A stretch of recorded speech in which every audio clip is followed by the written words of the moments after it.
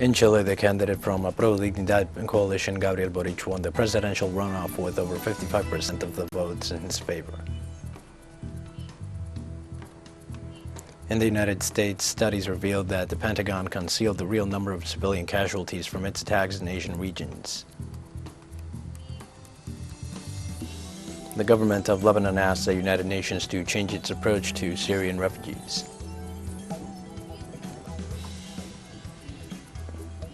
Hi, this is From the South. I am Diego Martin from the teleSUR studios in Havana. We begin with the news.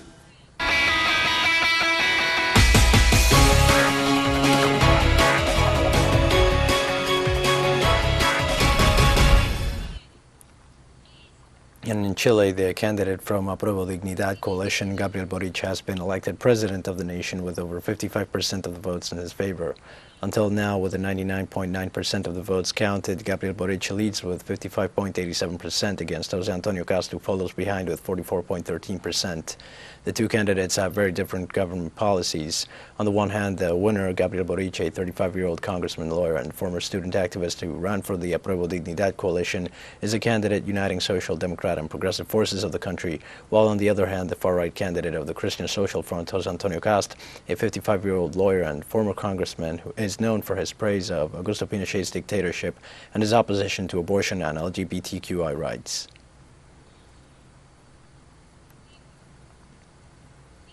Now, Gabriel Boric, candidate for a Pro Dignidad coalition, had this to say.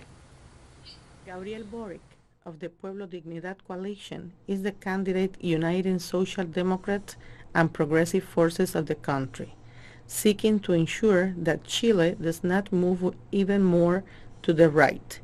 Boric is a 35-year-old congressman, lawyer, and former student activist. During his first speech before the Chilean people, President-elect Gabriel Boric thanked everybody involved in his campaign, including the children and members of Pro Dignidad coalition. To all the technical teams that added to these campaign, political parties, Pro Dignidad and other coalitions and forces that have supported us, I would also like to thank someone that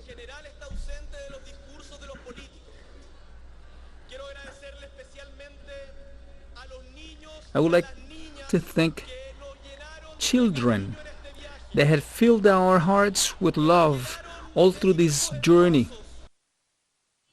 President-elect announced a number of policies of top priority for his government. We'll have a balanced Congress, which means an invitation and an obligation to talk.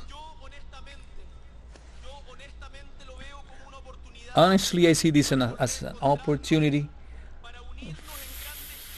to get together and to achieve ample agreements that can guarantee quality of life. I trust the responsibility of all political forces of maintaining differences in the framework of ideas and put always in the forefront the well-being and to reject political violence in our society. After the final results from the presidential elections in Chile, renowned candidate José Antonio Cast congratulated his opponent Gabriel Boric on the victory. The first thing I wanted to is to congratulate Gabriel Boric. He deserves our respect. Many Chileans trusted him, and we hope he has a very good government. And what we can do in the midst of our differences, we want to be a contribution to the motherland. So between us and all of us, we have to bring the Chileans back together. Also, outgoing President Sebastián Piñera congratulated Boric over his victory and wished him a successful term. This because beyond our differences, we are all Chileans, and we all want the best for our country. Life is not easy, and to rule is very hard. So for this reason, I wish Gabriel Boric and the new government wisdom, prudence, resilience, strength, moderation. These are very important, fundamental values to be able to guide the paths of our country. Now, this Saturday, the population of the Argentine province of Chubut held a huge demonstration to demand the repeal of a law authorizing a mega mining project in the area approved last Wednesday by the provincial legislature. In the provincial capital of the Patagonian province, Rawson, police mobilized to repress the local population in the evening hours. Saturday was the fourth consecutive day of demonstrations against the project, which residents argue poses a major threat to the local environment, including to crucial water sources. Protesters have stressed they will continue to mobilize under the law, which was enacted on Friday by Governor Mariano Arcioni, is repealed.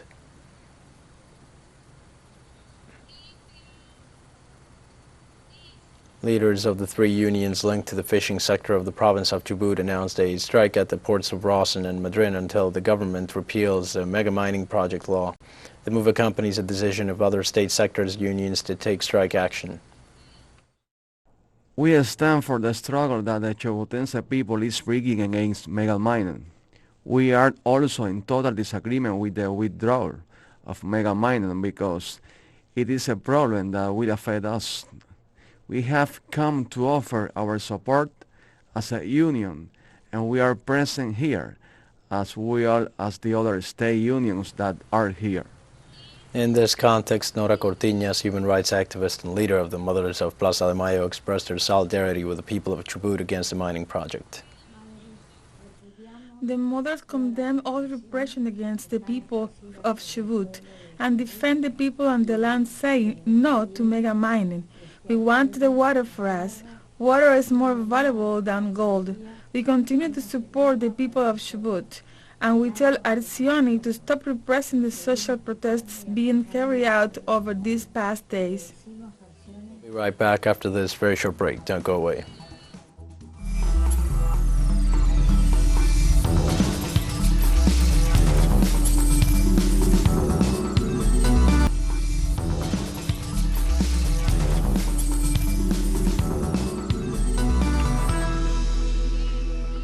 Welcome back to From the South. Now, in the United States, studies revealed that the Pentagon concealed the real number of civilian casualties from its attacks in Asian regions.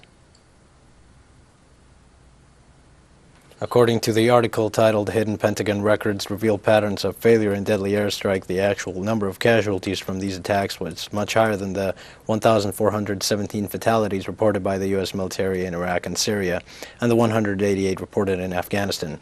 The reports presented by the Pentagon contrast with the more than 1,300 hidden reports of civilian casualties obtained by local media. The fact that many reports mistook civilian casualties with enemy soldiers, as well as the fact that the attacks were often based on faulty intelligence.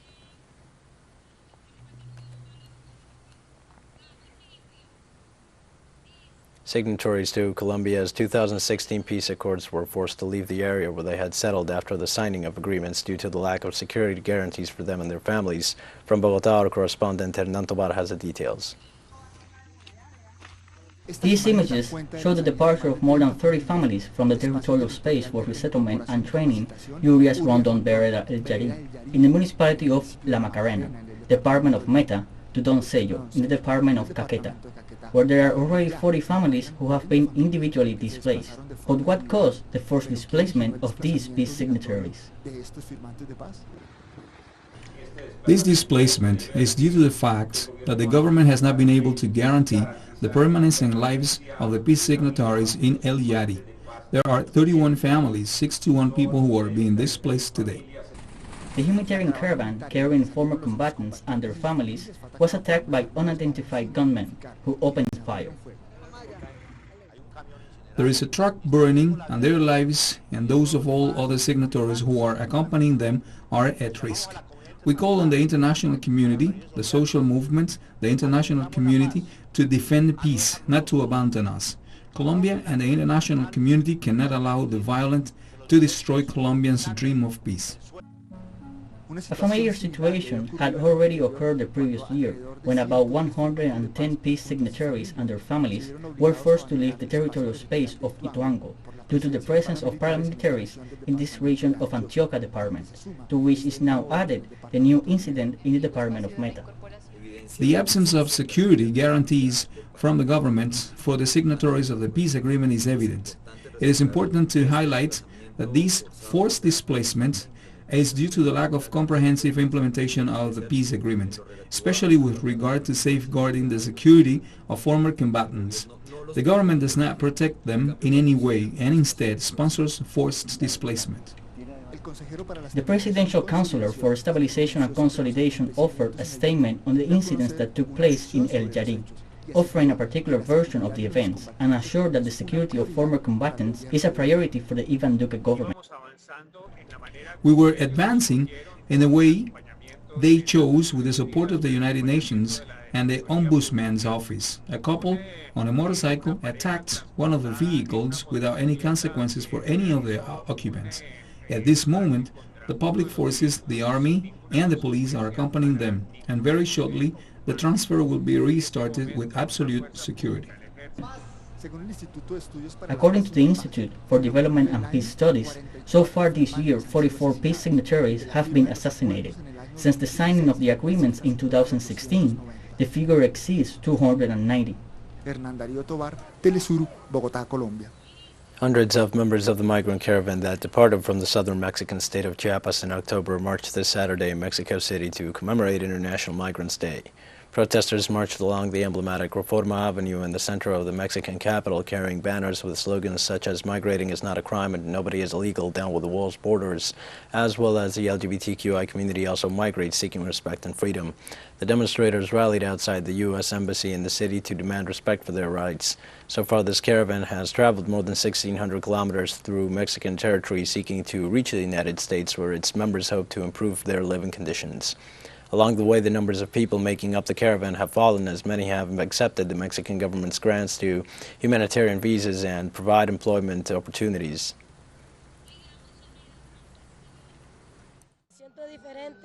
I feel different because even though the people who died have been members of our caravan, we all came together as a family. It is hard. It is not easy to come and be here on a day like this, to see so many people dying because the government of Guatemala does not want to give us a chance to better ourselves and move forward. We feel very proud. We are also human and we all respect each other. We respect each other. We are migrant brothers and sisters. We are from the community and they support us and we support them. Residents of the Mexican capital also joined the demonstration as a sign of solidarity with those who had decided to leave their home countries in search of a better future. I came here with the caravan. I am supporting them because there are moments in which Mexicans are really racist and lack solidarity. Just because they come from another country does not mean they are criminals. We have more stories coming up after this final short break. Stay with us.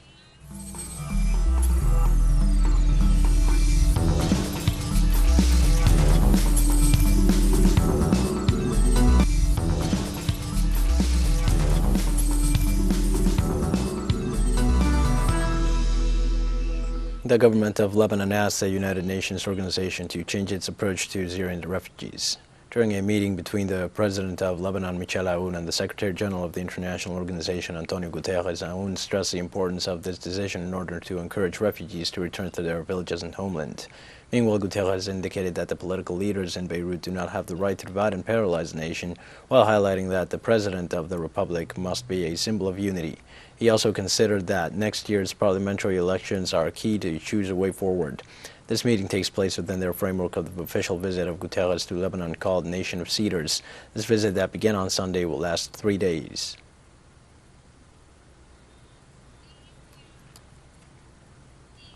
Israeli Defense Forces authorities authorized their soldiers to exercise heavier repression against Palestinian citizens mobilized against the occupation. The new instructions were distributed over the past few weeks in a written document to Army personnel deployed in the West Bank. In November, Chief of General Staff Aviv Kohavi approved changes to the Israeli Defense Forces firing regulations, a move described by the Israeli media as dramatic. In this context, the UN Office for the Coordination of Humanitarian Affairs reported that in the first 11 months of this year, Israeli troops killed 322 Palestinians in the West Bank and the Gaza Strip.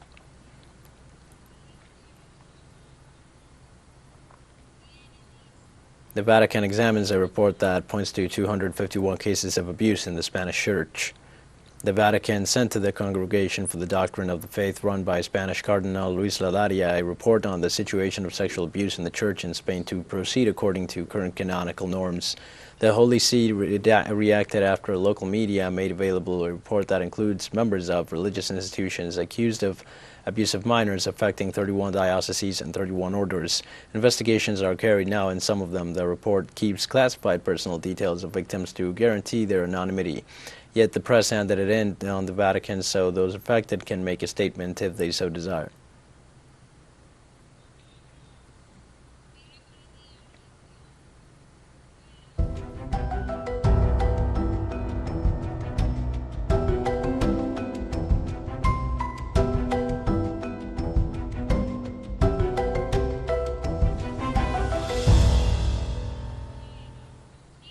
Torrential rains in Malaysia have caused flooding that has driven more than 11,000 people from their homes, closed dozens of roads, and disrupted shipping.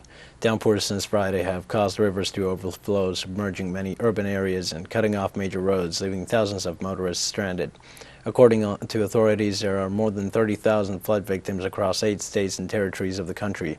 Dozens of bus routes in and around the capital have also been suspended, along with train services to the port city of Klang.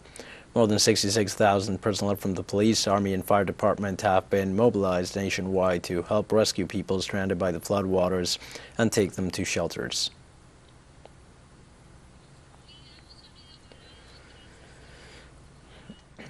I lost a lot of things. I cannot move many of my items because of the flux.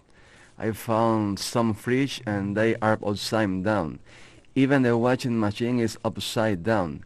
Everything is broken. Even if the clothes were stored at a higher place, the water will still have reached it.